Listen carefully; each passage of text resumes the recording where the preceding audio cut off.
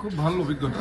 এতিয়া খুৱে বাৱে ডিজিটেল দুজন থিয় হৈ আছে, গতিকে এইটো আজি প্ৰায় 12-13 বছৰ আগৰ এটা সম্পৰ্ক, আৰু সম্পৰ্ক অকল মাতা বোলাৰ নহয়, কামৰ জৰিয়তে। গতিকে 12 বছৰ হ'ল। এইটো 12 বছৰত আমি ভৰি দিছোঁ। শিশুসকলক লৈ পেলাই আমি বিশেষকৈ কাম কৰি আহিছোঁ, আৰু গোটেই পিছলৈ আমি প্ৰথম অৱস্থাত মনোবৃক্ষ নাছিলে, পিছলৈ আমি মনোবৃক্ষ কৰিলোঁ গোটেই এই যজ্ঞটোৰ নাম বা এই অনুষ্ঠানটোৰ নাম। কাৰণ মনোবৃক্ষ মানে কি, ধৰক এজন মানুহ আমি কেনেকৈ প্ৰকৃত মানৱলৈ পৰিৱৰ্তন কৰাৰ এটা বীজ আমি সিঁচি দিব পাৰোঁ পেৰেণ্টছক।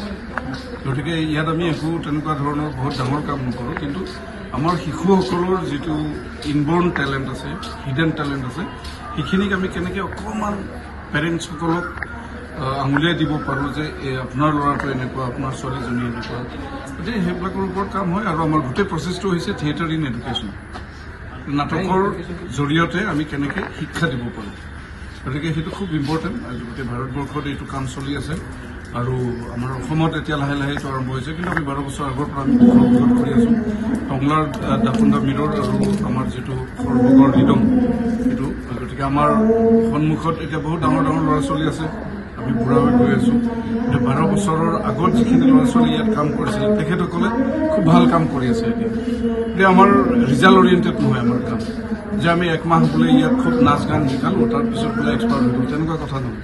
আমি বেছি ফাউণ্ডেশ্যনটোৰ ওপৰত কাম কৰোঁ, যদিও নাটক। কাৰণ আমি যদি ডাইৰেক্ট আপোনাৰ ল'ৰাটোক বা ছোৱালীজনীক আমি নাটক শিকাওঁ, ভৱিষ্যতলৈ গৈ পেলাই নাটক নিশিকিবও পাৰে বা নাটক নকৰিবও পাৰে, অভিনেতা নহ'বও পাৰে, বিভিন্ন লাইনত যাব পাৰে।